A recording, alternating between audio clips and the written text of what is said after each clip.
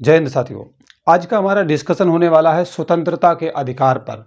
मतलब कहाँ पर आपको बिना पूछे चले जाना है, कहाँ पर कोई बुलाए तब भी नहीं जाना, सारी बातें आपको जानने को मिलेंगी। अगर मन में प्रश्न है कि स्वतंत्रता का अधिकार भारतीय संविधान के किन अनुच्छेद में मिलेगा, तो 19 से 22 में जो है आपकी स्वतंत्रता का वर्णन किया गया है कि किस प्रकार की स्वतंत्रता आपको दी जाएगी और किस प्रकार की नहीं दी जाएगी। सारी बातें यहाँ पर आपको मिलेंगी।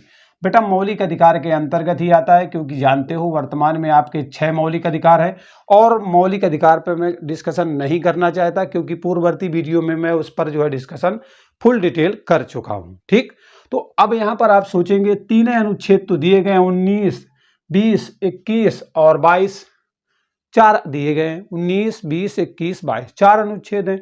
लेकिन बेटा चार के अंदर भी ना बहुत इसके सब डिवीजन बनाए गए हैं, बहुत सारे प्रकार की स्वतंत्रता दी गई है, तो उसे एक एक करके जानते हैं। और एक देश का नागरिक होने के नाते भैया आपको पता होने चाहिए, सचमुच में पता होने चाहिए। तो बेटा इस मौलिक अधिकार के अंतर्गत आपको कई प्रकार की आज़ादी देखने को मिलती है, मतलब स्वतंत्रता देखने को मिलती है। जैसे वाक एवं अभिव्यक्ति की स्वतंत्रता मैं आपको बोल रहा हूँ, बता रहा हूँ, समझा रहा हूँ, आप समझ रहे हैं। स्वतंत्रता है मुझे, ये बेटा मेरा मौलिक अधिकार है और ये स्वतंत्रता के अधिकार के अंतर्गत मुझे मिला हुआ है। दूसरी बात है शांतिपूर्वक सम्मेलन करने की स्वतंत्रता। आप देखते हो कि अक्सर रास्तों में या फिर कहीं पर कोई पार्क में बहुत सारे लोग इकट्ठा होते हैं, किसी मुद्दे पर बात कर रहे होते हैं, तो मतलब शांतिपूर्वक तरीके से आप सम्मेलन कर लो, कोई आपत्ति नहीं है। संघ बनाने की स्वतंत्रता, आप कोई संघ बनाना चाहते हैं, कोई समूह बनाना चाहते हैं, आप बना सकते हो, आपको स्वतंत्रता है, कोई टेंशन नहीं है। संपूर्ण देश में आप कहीं भी आ जा सकते हो, मस्त होकर घूम सकते हो, कोई दिक्कत नहीं है। कहीं पर भी आपके रहने का मन है, मान लीजिए यहाँ पे रहते हो, मन है कि मैं पहाड़ियों में रहूंगा जाकर के, कोई टेंशन नहीं है, आप जाइए, घर बनाइए, खरीदिए और वहां पर आराम से रहिए, कोई दिक्कत नहीं। कोई भी कारोबार आप कर सकते हो। तो बहुत प्रकार की स्वतंत्रता है, और कौन कौन सी आपको करनी है, कौन सी नहीं मिलनी, किसमें क्या दिक्कत आएगी, वो अब हम डिस्कस करेंगे। तो थोड़ा सा मैंने बेस बताया एक्चुअली कि स्वतंत्रता के अधिकार में तुम्हें मिलेगा क्या। ठीक, तो चलिए अब सीधे सीधे देर न करते हुए अनुच्छेद 19 पर हम इंटर करते हैं। तो अनुच्छेद 19 क्या भैया स्वतंत्रता देता है आपको। बेटा अगर हम बात करें, जब आपका मूल संविधान बनकर के तैयार हुआ था, ओके, जब मूल संविधान आपका बनकर के तैयार हुआ था, तो उसमें 7 तरह की स्वतंत्रता देखने को मिलती है, जो कि उन अनुच्छेद 19 के अंतर्गत थी। मतलब भारतीय संविधान में आपके स्वतंत्रता के अधिकार के अंतर्गत अनुच्छेद 19 में 7 तरह की आपको क्या मिली थी बेटा, स्वतंत्रता दी गई थी। ठीक, लेकिन वर्तमान में जाओगे तो आपको 6 तरह की स्वतंत्रता देखने को यहां पर मिलेगी। अगर आप वर्तमान में चले जाओगे तो बेटा 6 तरह की स्वतंत्रता देखने को मिलेगी, किसमें, अनुच्छेद 19 में। ओके, अब कौन सा नहीं है, तो बेटा जो 19 है ना, इसके अंतर्गत बहुत सारे सब डिवीजन बनाए गए। 19A बनाया गया, 19B बनाया गया, ठीक है, 19C बनाया गया, 19D बनाया गया, इसके बाद 19E बनाया गया, इसके बाद आपका 19 जो है कौन सा बनाया गया, F बनाया गया, और 19 जो है आपका कौन सा बनाया गया, G भी बनाया गया, EFG। ओके, इस तरीके से आपके इतने सारे अनुच्छेद बनाए गए। इसमें से बेटा जो अनुच्छेद 19F है, कौन सा, अनुच्छेद 19F है। अब इसको जोड़ोगे तो देखो 1 निकलेगा, 2 निकलेगा, 3, 4, 5, 6, 7, ये आपको मूल संविधान में मिलेंगी। ठीक है, मूल संविधान में ये प्रकार की स्वतंत्रता अनुच्छेद 19 में मिलेगी। लेकिन वर्तमान में जो बेटा 19F है ना, जो आपके संपत्ति का अधिकार था, ठीक है, कौन सा था, संपत्ति का जो अधिकार था, उसे आपके जो है इस अधिकार से निकाल दिया गया, अनुच्छेद 19 से निकाल दिया गया। कब निकाला गया था, तो मैंने आपको बताया भी है, 44वां संविधान संशोधन 1978 के द्वारा हटाया जाता है, और यह स्वतंत्रता का अधिकार न होकर एक प्रकार का कानूनी अधिकार बना दिया जाता है। तो कुल मिलाकर के आपको समझ में आया कि भैया अनुच्छेद 19 के अंतर्गत तुमको 6 प्रकार की स्वतंत्रता मिलने वाली है। कौन कौन सी मिलने वाली है, मैं एक एक करके डिटेल यहां पर कर देता हूं। ठीक है, चलिए, तो सबसे पहले बारी आती है 19A की। भाई अनुच्छेद 19 में ही चल रहे हैं, लेकिन 19A की बारी आ गई। अब देखो इसमें क्या दिया गया है। कहो तो भाई थोड़ा बड़ा कर दूं, कहो तो फिर चलो लिख ही देता हूं थोड़ा सा बड़ा, क्योंकि बच्चों का कहना है दिखाई नहीं देता। ठीक है, तो चलिए 19A पर हम डिस्कशन करते हैं। 19A, तो बेटा भारतीय संविधान के अनुच्छेद 19A के अंतर्गत बोलने की स्वतंत्रता दी गई है। मतलब इसमें आपको स्वतंत्रता मिलेगी बोलने की, ठीक है। पिटिर पिटिर करके आप बोलते रहो, कोई दिक्कत नहीं है, बोलने की स्वतंत्रता है। लेकिन सामने वाला परेशान जब तक ना हो, नहीं तो वो परेशान हो गया तो मुंह में टेप लगा देगा, समझ रहे हो। प्रेस की स्वतंत्रता भी आपको इसी में मिलेगी। आपका जो प्रेस है ना, गाड़ियों में लिखा रहता है प्रेस, है ना, अरे समाचार पत्र वगैरह, समझ रखते हो ना। तो प्रेस की जो है स्वतंत्रता की बात भी यहाँ पर आपको देखने को मिलेगी। ओके, प्रेस की स्वतंत्रता भी देखने को यहाँ पर मिलेगी। यही आपके जो है दुनिया भर की खबरों को कवर करते हैं, ठीक। ये बात आपको समझ में आ गई। अब हम बात करेंगे अनुच्छेद 19B की। भाई एक ही बात खत्म हो गई, अब बात आती है अनुच्छेद 19B की, ठीक है। अनुच्छेद 19B में भाई हमें क्या स्वतंत्रता मिलती है?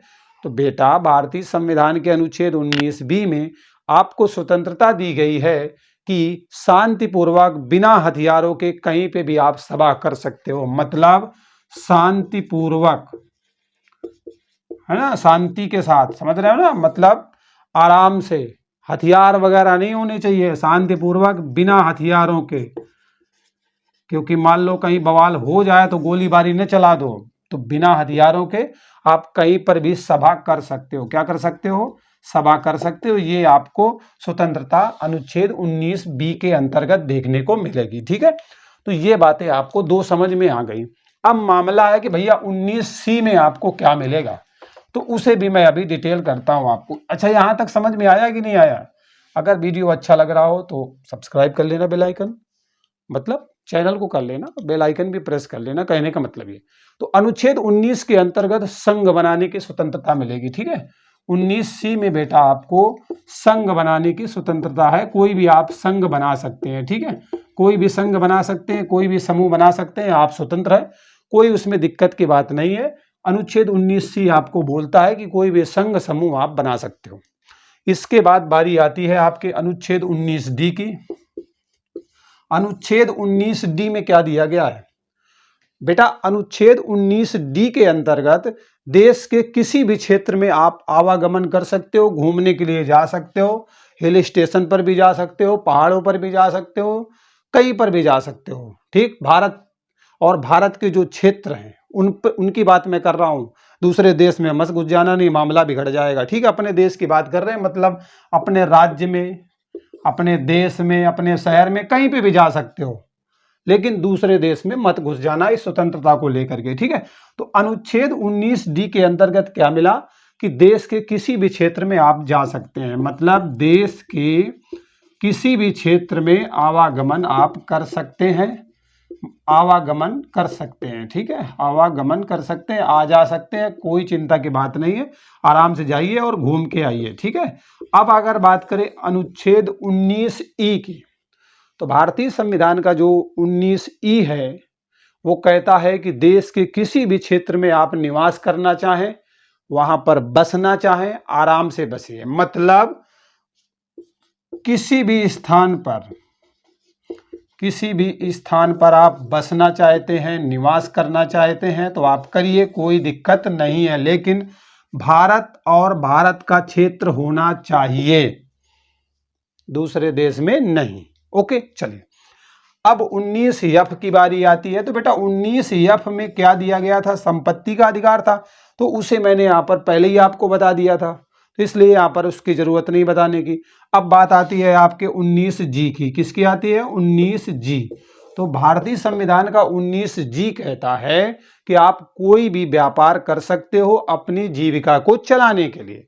मतलब कोई भी व्यापार कर सकते हो, कोई भी व्यापार आप कर सकते हो जो तुम्हें सूट करे, अपने अनुसार व्यापार करो, कुछ भी करो, ठीक है। अपनी जीविका चलाने के लिए कुछ भी करो, आप स्वतंत्र हो। क्योंकि अब क्या है ना, नंबर 1 वाला काम करना है, नंबर 2 वाला नहीं करना। कि अब पता लगे हमने बोल दिया या आपके राज्य ने बोल दिया या ना कानून ने बोल दिया बेटा आप स्वतंत्र हो, कुछ भी जीविका चलाने के लिए करो, तो नंबर 2 वाला नहीं करना कि चरस गांजा की सप्लाई चालू कर दो ना, मामला बिगड़ जाएगा, ठीक है।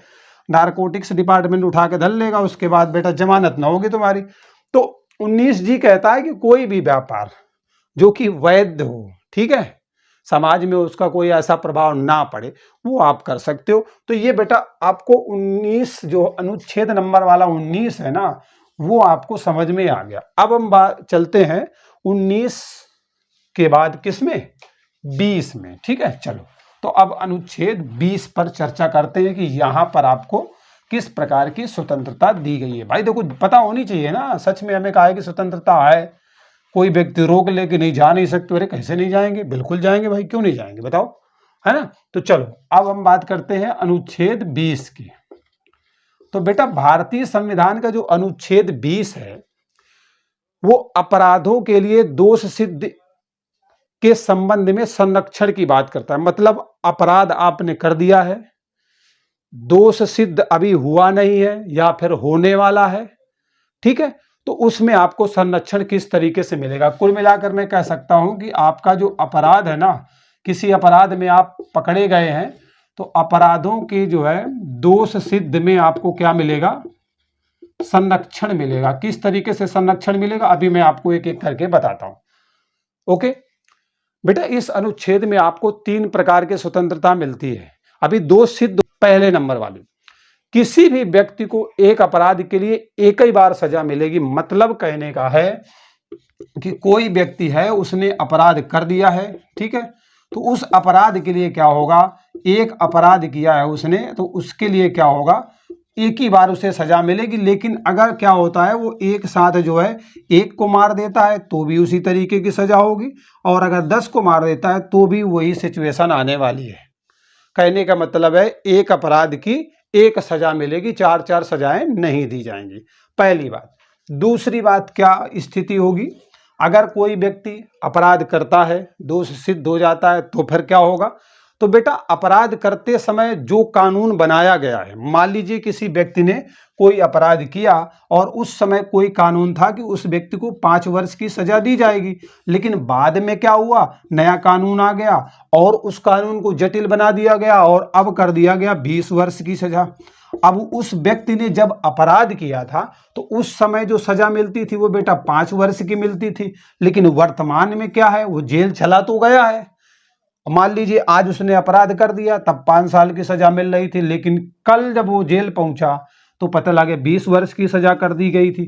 तो बेटा क्या हुआ ना, जब उसने किया था तो 5 वर्ष था ना, तो उस समय जब अपराध हुआ था तो वही वाली सजा मिलेगी, आगे वाली या फिर इससे पीछे वाली सजा उसे नहीं दी जाएगी। कहने का मतलब ये है, ठीक, मतलब जिस समय अपराध किया है उस समय जो कानून है उसके अनुसार आपको सजा दी जाएगी, ये बात समझ लो।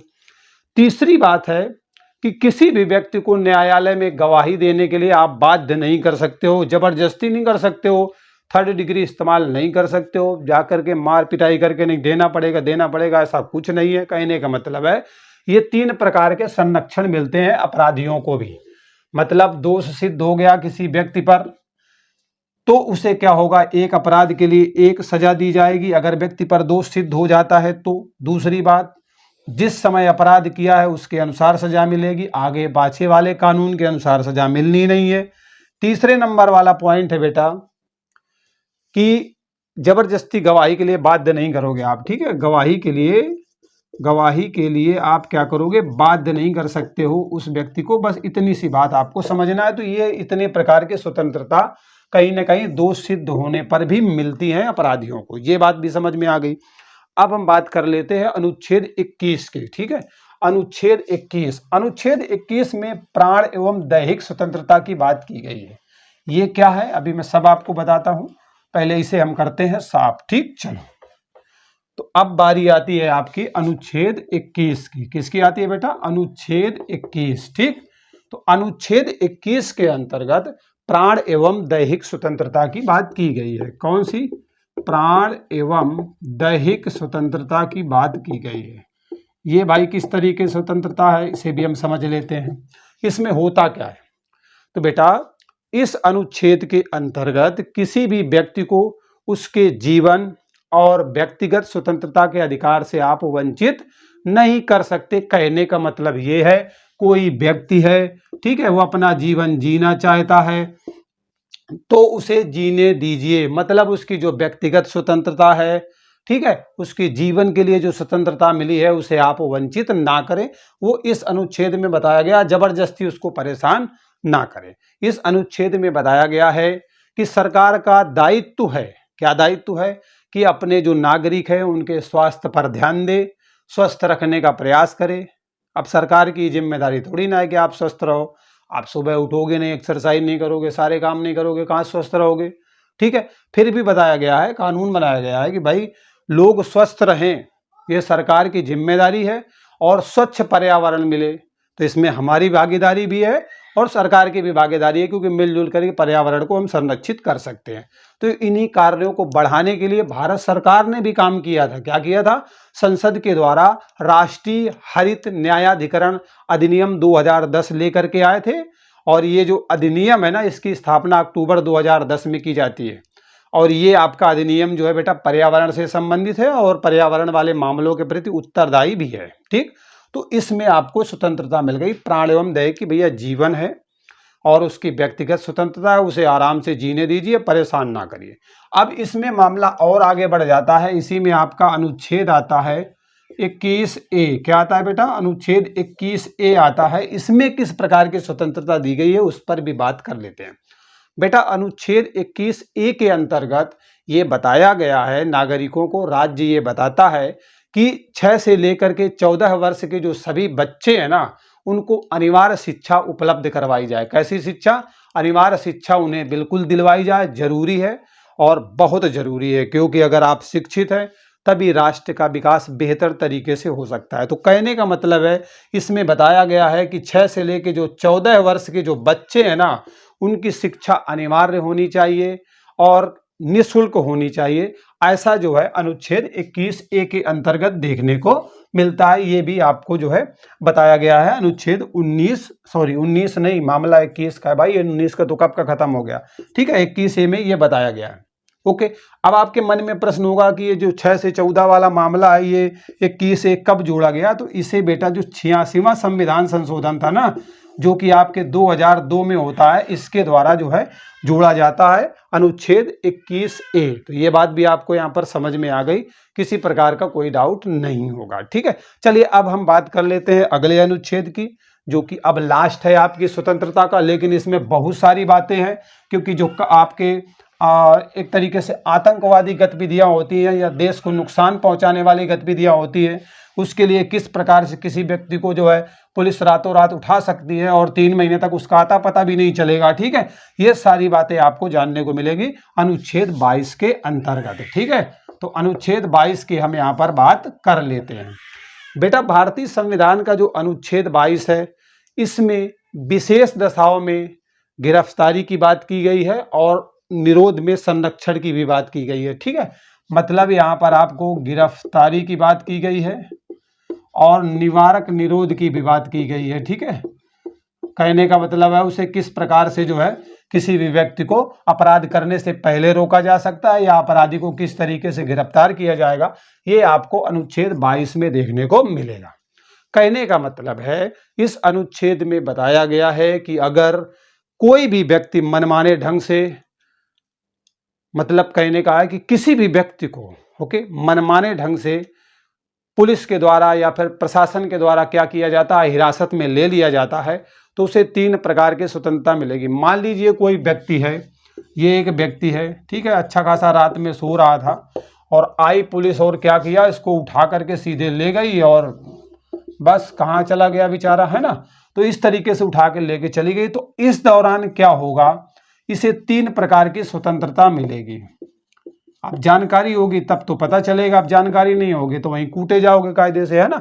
तो कहने का मतलब है कि अनुच्छेद 22 में बताया गया है कि अगर प्रशासन या पुलिस किसी व्यक्ति को जबरन उठा करके लेके चली जाती है, बिना जानकारी के एकदम आती है, उस व्यक्ति ने कुछ किया नहीं है, ठीक है, तो उसके लिए क्या करना होगा, सारी बातें बतानी होगी। 3 प्रकार की स्वतंत्रता है और कौन सी स्वतंत्रता है समझो। पहली बात तो आप पूछ लोगे गिरफ्तारी का कारण, ठीक है, गिरफ्तारी का कारण क्या है, मतलब आपने हमें गिरफ्तार किया, किस वजह से गिरफ्तार किया, ये वो व्यक्ति पूछ सकता है, ये उस व्यक्ति को स्वतंत्रता है। तो पहला तो पूछ लिया, ठीक है, आराम से पूछना, समझ रहे हो। दूसरा है 24 घंटे के अंदर उस व्यक्ति को दंडाधिकारी के समक्ष जो है पेश करना पड़ेगा।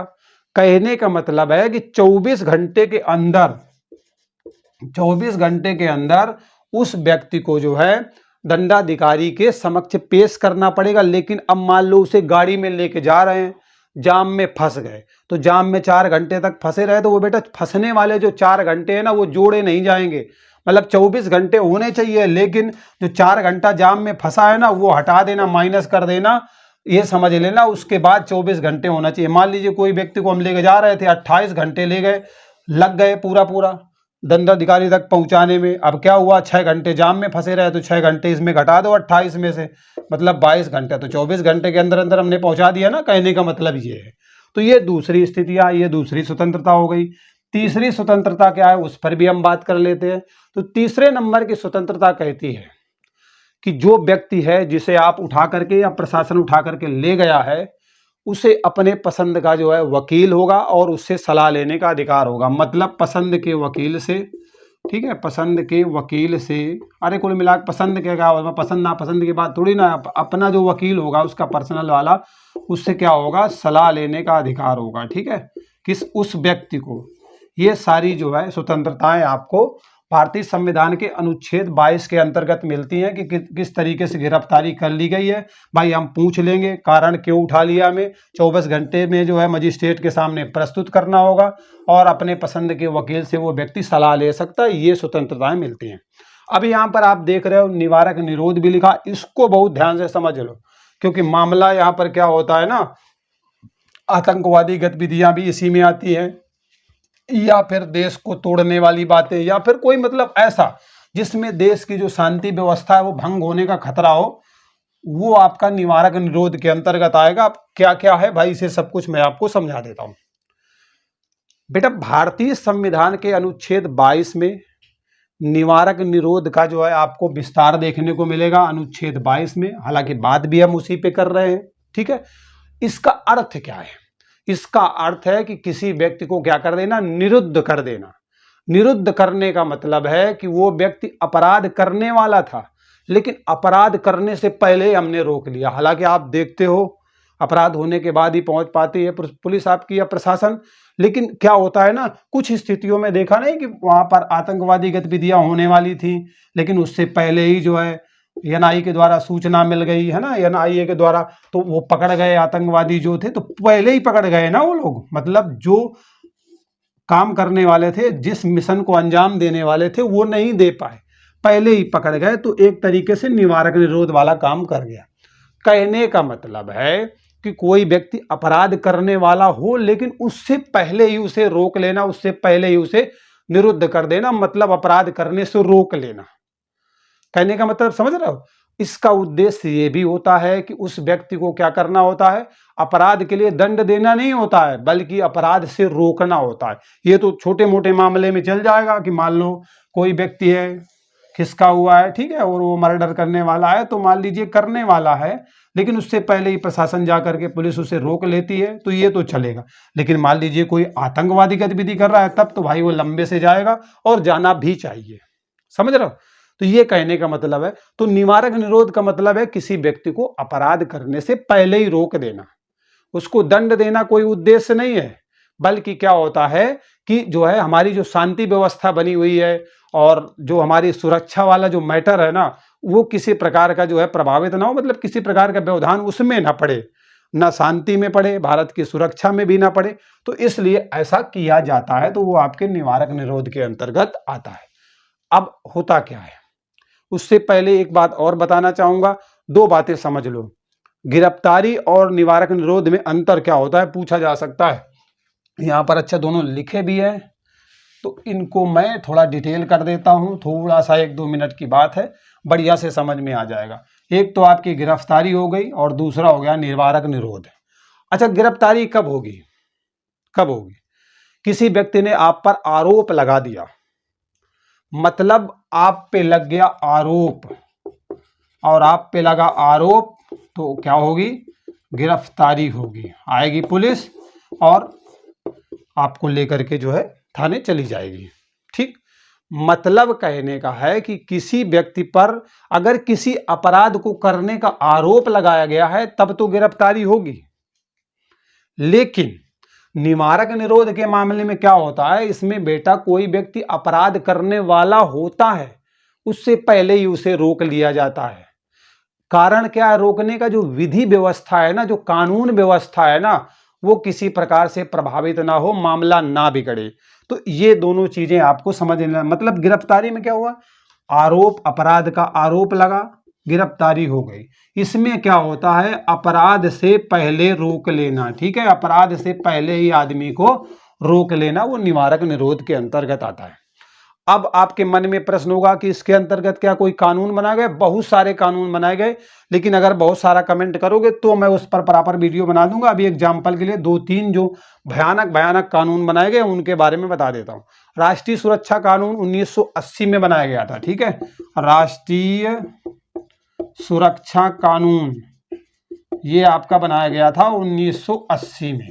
ठीक, अगर उसका नाम टाडा का नाम सुने हो, टाडा, अरे बड़ा डर था भैया, टाडा लगेगा, टाडा सर्वाधिक कठोर कानून था, भयानक सजा होती थी और इसे 23 मई 1995 को समाप्त कर दिया गया था। ठीक है, 23 मई 1995 को इसे समाप्त कर दिया गया था। एक तरीके से काला कानून था, बड़ा भयानक कानून था, बड़ी कठोर सजा मिलती थी। फिर इसके बाद पोटो आया। कौन सा आया बेटा? इसी में आपका पोटो भी आता है, बाद में इसे पोटा बोला गया। ठीक है, ये पोटो भी लाया गया, ये भी बड़ा खतरनाक था। 25 अक्टूबर 2001 को इसे लागू किया गया था। बाद में अगर बात करें बिल्कुल टाडा जैसा था, लेकिन टाडा में बहुत भयानक कठोर सजा थी, थोड़ी सी कम पोटो में थी आपकी। ठीक है, समझ सकते हो। लेकिन ये इसी का रूप माना जाता है कि लगभग 19-20 का अंतर था। आगे चल करके इसका नाम बदल दिया जाता है, पोटा पड़ जाता है। क्या बेटा पड़ जाता है? पोटा, आगे इसका नाम कर दिया जाता है। तो इस तरीके से जो है, जो कुछ कानून थे जो बनाए गए थे निवारक निरोध के अंतर्गत, वो भी मैंने आपको बता दिया। बाकी आप कमेंट करोगे तो इसके अंतर्गत जो मोस्ट इंपॉर्टेंट बहुत सारे कानून बनाए गए हैं उस पर मैं डिटेल डिस्कशन भी आपके लिए लेकर के आ जाऊंगा। ठीक है, तो वीडियो कैसा लगा, साथ ही साथ बंदे की मेहनत कमेंट करके जरूर बताइएगा। मिलते हैं अगले वीडियो में एक नए अपडेट के साथ, तब तक ले बाय बाय, टेक केयर, जय हिंद।